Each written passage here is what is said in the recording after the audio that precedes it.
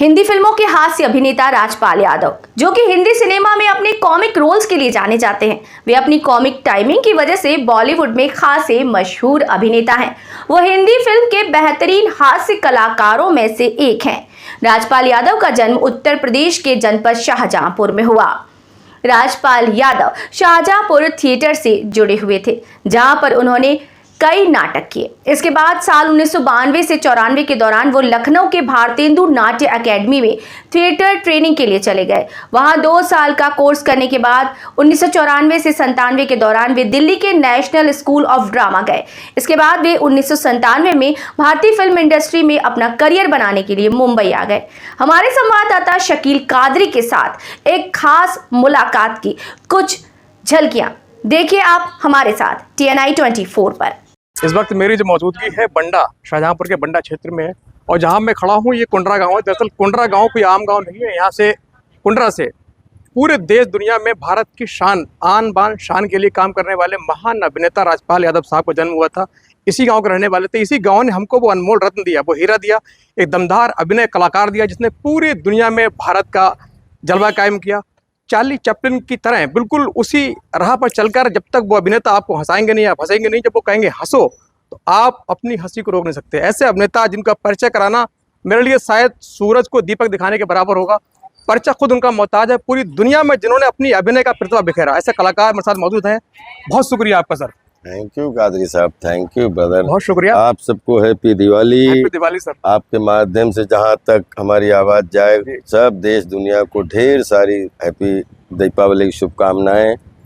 और आप सब हमारा रुहेलखंड मंडल पूरा फैमिली हो। आपको देख हम अपन अलग अलग कामों में हैं जी, लेकिन यहाँ पे फैमिली जड़े यही जड़े हैं और यही जन्म है, यही अंत है। जी। यही ये मेड़ खड़े हैं हमारे जन्म से पहले के। जी। और बस इनको आता हूँ, प्रणाम करता हूँ मेड़ों पेड़ों को। तो इस बहाने आप सबसे अपनी जन्मभूमि मेरा सौभाग्य है आपसे मुलाकात होती है इतने सादगी डाउन टू अर्थ कलाकार से, जिसकी पूरी दुनिया में भारत का परचम लहराता है। कलाकार, सीधा सच्चा कलाकार। Thank you brother. तो सर गांव में आते हैं तो कैसा फील होता है आपको? बहुत अच्छा लगता है। और अभी हमारा ये मंदिर है जी, तो इसमें 5 मई से 15 मई 2026 जी हमारे पूज्य दद्दा जी थे, श्री पंडित देव प्रभाकर जी शास्त्री जी। जी। आपने देखा भी होगा 2009 में यज्ञ हुआ था उनके, काफी बड़ा यज्ञ किया था आपने जी। तो वो हमारे खेत में हुआ था जी। अभी दद्दा जी नहीं है इस संसार में शारीरिक रूप से, लेकिन हम लोगों की प्रेरणा 20 साल का जीवन दर्शन, अभिनेता के पैरेलल जो आचरण व्यवहार संस्कार उन्होंने सिखाए हैं, तो उनको लेके आगे बढ़ते हुए उनकी पुण्य स्मृति में जी पूज्य जिज्जी माँ नहीं है और दद्दा जी नहीं है। तो बोलते हैं कि जैसे मातृ देवो भव, पितृ देवो भव, गुरु देवो भव। बिल्कुल। तो मातृ देवो भव मतलब माँ और माँ समान जी। तो पूरे रुहेलखंड और देश दुनिया के सभी लोग जो इसका मेंटली या फिजिकली हिस्सा होते हैं, ये यज्ञ उनका है। तो पितृ देवो भव पिता पिता समान, गुरु देवो भव गुरु गुरु समान। वो हर जाति हर धर्म किसी भी जहाँ पे जितने जैसे रुहेलखंड मंडल है जी।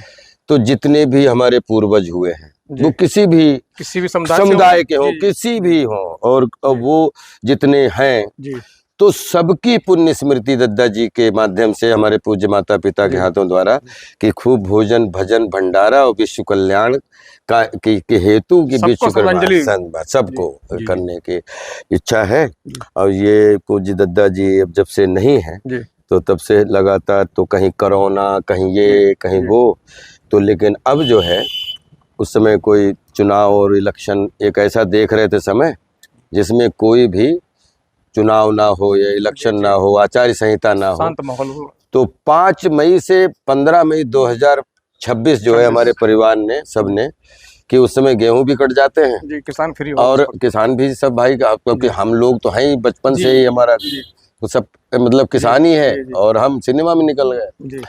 तो इसलिए फिर सबका ध्यान में रखते हुए जो है पूरे रुहेलखंड मंडल की तरफ से पूरी दुनिया का आह्वान है, क्योंकि रुहेलखंड मंडल तो होस्ट है इसका जी। इसमें जितने भी जिले अपने आते हैं, जितने भी गांव हैं, वो सब इसके मालिक हैं। जी बिल्कुल। और इनको चलाने वाला ऊपर वाला है, बाकी पूरी दुनिया को आवाहन आपके माध्यम से कर रहा है। तो कौन कौन सी फिल्में आपकी मूवीज हैं जो अपकमिंग है? अब ये भूल भुलैया में थैंक यू सो मच, बहुत अच्छी लग रही सबको, और ये दीपावली पे सबका खूब प्यार मिल रहा है।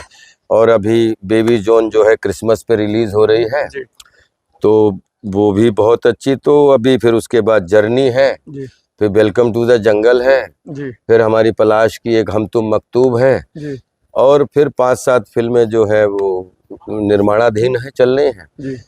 तो सब आप लोगों की दुआओं से लगभग 1.5 साल में आपको हर दूसरे महीने एक फिल्म रिलीज हो देखने को मिलेगी। अभिनय की बात की जाए तो आपने लगभग हर तरह का किरदार आपने निभाया है, चाहे विलेन का हो, हीरो का हो, कॉमेडियन तो आप है ही। अब कौन सा ऐसा किरदार बाकी है जो आपने नहीं करने की आपकी हसरत रह गई हो? कौन सा ऐसा किरदार है जो अभी बाकी नहीं है? सारे किए नहीं, आपने। कौन सा ऐसा किरदार है जो अभी बाकी नहीं है? सारे सब किए अभी आपने। तो समझो ये सब किरदारों को करके जी ये बस कि लगभग नुक्कड़ नाटक से शुरुआत हुई थी कादरी साहब, जी और 84 जब 9th में था, तब उससे पहले तो जी ये सब स्कूलों में हिस्सा लेता था। जी लेकिन 84 में एक नाटक हुआ था अंधा कानून, जी फिर कोरोनेशन आर्ट थिएटर में जरीब जी। मलिक आनंद साहब के जी जी जी थिएटर में पहला नुक्कड़ नाटक करने का मौका मिला। तो लगभग 500 चरित्र तो हो गए होंगे, मतलब नुक्कड़ और मंच जी, और जी। टेलीविजन, सिनेमा और बॉलीवुड, हॉलीवुड, रीजनल वुड, जो भी जितने भी अपने कला की सेवा करते हैं उत्तर, जी, दक्षिण, जी। पूर्व, पश्चिम। तो मुझे ऐसा लगता है कि एक जीवन मिला था, उसमें 500 जीवन जीने का मौका मिला, जी, अलग अलग किरदार के रूप में। अलग अलग किरदार के रूप में। तो वो नशा जो है अलग अलग किरदारों का जीने का, जी। तो मुझे लगता है every day is beginning day, every day is learning Learning day, every day is running day, every day is fighting day, every day is progressive day। Day. जी तो मुझे लग रहा है कि जीवन और जीवन के प्रति एक चिड़िया सुबह उठ के शाम तक जब अपने संघर्ष से समझौता नहीं करता है, जी। वो तो घोंसला बना देती है। अपन अभी क्यों माने कि अपन ने बहुत कुछ कर लिया। अभी तो मुझे लग रहा है मैंने परीक्षा दे के अभी सिर्फ मनोरंजन की दहलीज में अंगद के रूप में सिर्फ पांव जमाया है, बस। तो सर इससे ज्यादा मनोरंजन कुमार साथ आए कि नहीं? मनोरंजन कुमार हर समय साथ में रहते हैं, हर समय। और मुझे लगता है कि मैं बहुत सौभाग्यशाली हूँ जी कि मनोरंजन के स्टेडियम में मतलब बच्चे, बूढ़े, नौजवान, हर तरीके के लोगों का आशीर्वाद मिल रहा है। बहुत अच्छा लगा। 2 सवाल छोटे से। आपके ओसीएफ शाहजहांपुर से जी। एक आम सर्विसमैन, आप वहाँ के मुलाजिम थे, एम्प्लॉय थे, उसके बाद सीधे बीएनए, फिर एनएसडी, उसके बाद पहली फिल्म का जो ब्रेक, उसके बीच में सर क्या है वो बताइए थोड़ा। बड़ी अमेजिंग जर्नी, तभी हम कह रहे हैं कि हम बहुत सौभाग्यशाली, हमने 500 जीवन जी लिए। जी और जब लोग हमसे पूछते हैं कि आप ये डिसिप्लिन या टाइमिंग या ये कहाँ से लाते हो, जी तो या जो पैराशूट्स बने, चाहे सेना के मतलब क्लोथिंग ड्रेसअप है, बने, बाकी जो भी क्लोथिंग है, पूरे यूनिफॉर्म वगैरह, कपड़े, ब्लैंकेट सब उनका जो है। तो मुझे लगता है कि वो क्लोथिंग फैक्ट्री का जो डिसिप्लिन है, जी। उसने क्रिएटिव जो शब्द हम लोग जोड़ते हैं ना, जी तो क्रिएटिविटी का टेलर बना दिया है। बस वही फर्क समझता हूँ, बाकी तो जी। सब में एक जैसी मेहनत होती है, एक जैसा सब कुछ होता है। एनएसडी में आपके कंपेनियन थे नवाजुद्दीन सिद्दीकी साहब, बहुत तारीफ करते नवाज हैं भाई हमारे कंपनी, वो हमारे भाई हैं। बहुत तारीफ करते हैं आपकी। नहीं, हम दोनों एक दूसरे की बहुत तारीफ, जी। ये हम एक दूसरे का बहुत रिस्पेक्ट करते जी हैं। नवाज भाई जो है वो हमारी एक लंबी जर्नी है उनके साथ, जी और हमारा जो कम्युनिकेशन, हमने फिजिकली बहुत समय कम बिताया, जी लेकिन मेंटली हम इतने एक दूसरे के साथ कम्युनिकेट हुए हैं कि आप जैसे बोलते हैं ना कि आज 92 में नवाज भाई ने पास किया था बीएनए, जी और हम 92 में एंटर हुए थे। जी जी जी। तो 92 से आज कितना चल रहा है, 2024, 32 साल। 32 साल की ये एक दूसरे के प्रति, एक उनके टैलेंट, एक दूसरे के टैलेंट की इज्जत करते हैं, और एक दूसरे को बहुत प्यार भी करते हैं। समय जो है, तो परिवर्तन जो है समय का नियम है, समय की जो है परिवर्तन समय का नियम है। लेकिन क्या जो फिल्में पहले मूवी बनती थी, आज के दौर में मूवियाँ बदलना बहुत जरूरी है, लेकिन क्या ज़्यादा बदल गई है? नहीं बदलना चाहिए इतना।